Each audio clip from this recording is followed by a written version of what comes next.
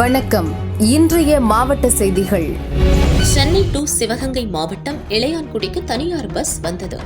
இளையான்குடி புதூர் பகுதியில் பஸ் நின்றதும் பஸ்ஸில் இருந்து ஒருவர் பேக்குடன் இறங்கினார். அப்போது டூ வீலரில் வந்த 3 பேர் அந்த நபர் கொண்டு வந்த பேக்கை பறித்துக் கொண்டு எஸ்கேப் ஆகினர். பேக்கை பறிகொடுத்தவர் அவர்களிடம் பேக்கை வாங்க முயற்சி செய்யவில்லை. அவ்வழியாக டூ வீலரில் சென்றவரை அழைத்துக் கொண்டு அவருடன் டூ வீலரில் சென்று பேக்கை பறித்த நபர்களை விரட்டி சென்றார். இந்த சம்பவம் அங்குள்ள சிசிடிவி கேமராவில் பதிவாகியிருந்தது. அந்த வீடியோ வெளியானதால் போலீசார் ஆய்வு செய்தனர். பணம் பறிப்பு தொடர்பாக யாரும் புகார் கூறாத நிலையில் மர்ம நபர்கள் பறித்து சென்றது பல கோடி ஹவாலா பணமாக இருக்கலாம் என போலீசார் சந்தேகிக்கின்றனர். விசாரணை நடக்கிறது. குடிநீர் வேண்டும், குடிநீர் வேண்டும், குடிநீர் வேண்டும், குடிநீர் வேண்டும், குடிநீர் வேண்டும், குடிநீர் வேண்டும், குடிநீர் வேண்டும், குடிநீர் வேண்டும். பேரூராட்சியை சிறைப்பிடிப்போம், சிறைப்பிடிப்போம். குடிநீர் வேண்டும். சேலம் ஆத்தூர் தம்மம்பட்டி பேரூராட்சியின் 8வது வார்டு இந்திரா நகர். இந்த பகுதியில் 100க்கும் மேற்பட்ட குடும்பங்கள் வசித்து வருகின்றனர். இங்கு கடந்த சில மாதங்களாக முறையாக குடிநீர் வழங்கப்படவில்லை என மக்கள் குற்றம் சாட்டினர். பலமுறை புகார் தெரிவித்தும் எந்த நடவடிக்கையும் எடுக்காததால் பேரூராட்சி அலுவலகத்தை முற்றுகையிட்டு போராட்டத்தில் ஈடுபட்டனர். மேலும் இதே நிலை தொடர்ந்தால் வரவிருக்கும் 2026 சட்டமன்ற தேர்தலை புறக்கணிக்கப் போவதாக மக்கள் எச்சரித்தனர். பதற்றம் நிலவியதால் போலீசார் குவிக்கப்பட்டனர். பேரூராட்சி ஆபீசர்ஸ் மக்களிடம் பேச்சுவார்த்தை நடத்துகின்றனர். எங்களுக்கு குடித்தண்ணி 3 மாசம் ஆகுதுங்க. தம்மம்பட்டி இந்திரா நகர் லாஸ்ட் வீக் 8வது வார்டு. தீபாவளிக்கு முந்தின 15-20 நாளைக்கு முன்னாடியே தண்ணி எங்களுக்கு வரல, இன்னமும் வரல. ஈவா பார்த்தாரு, அதுக்கும் எந்த ஒரு பதிலடியும் கிடையாது.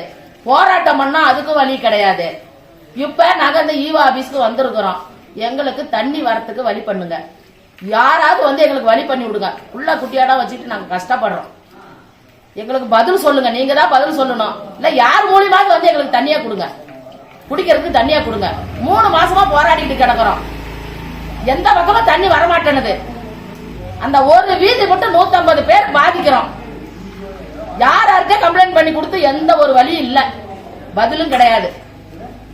மோதி பார்த்து தான் போராட்டம் பண்ணி பார்த்துட்டு ஈவா ஆபீஸுக்கு வந்திருக்கிறோம். ஈவா ஆள் இல்ல. இப்படியே நாங்க பண்ணணும்னா தேர்தலை நாங்க புறக்கணிக்கப்படும். எந்த ஓட்டு யாரு தயவு செய்து அந்த ஊரை சந்த பக்கம் வந்துடாதீங்க.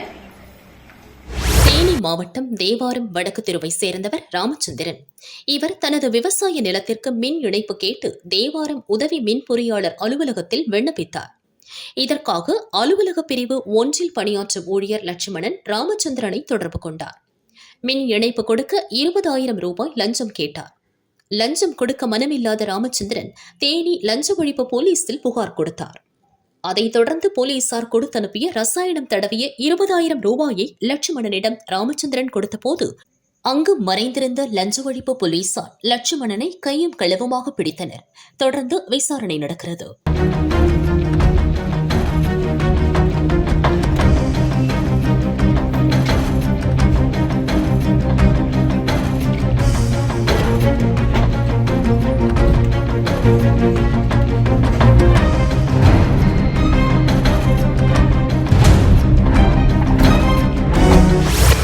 கலையரங்கத்தில் 72வது கூட்டுறவு வார விழா நடைபெற்றது.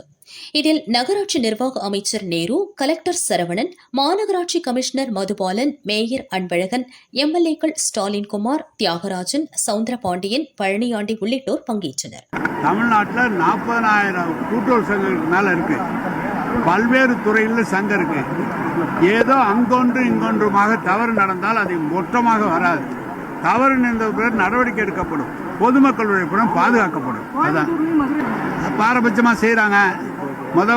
சட்டமன்றத்தில் அறிவிச்சார் முதலமைச்சர், சென்னைக்கு அடுத்த கோவை மதுரையில் ஆரம்பிக்கிறேன்னு 20 லட்சம் ஜனத்தொகை இல்லைன்னு சொல்லி நிறுத்தியிருக்காங்க. ஆனால் வட மாநிலங்களுக்கெல்லாம் கொடுத்துருக்குறாங்க. மத்திய அரசு பாராமுகமாக, ஒன்றிய அரசு பாராமுகமாக இருக்குது. அதான் சங்கடம் தான். சேலம் மாவட்டம் ஆத்தூர் மற்றும் அதன் சுற்றுவட்டார கிராமங்களில் திடீரென கனமழை கொட்டி தீர்த்தது. 1 மணி நேரத்திற்கு மேலாக பெய்த மழையால் அப்பகுதியில் குளிர்ச்சியான சூழல் நிலவுகிறது.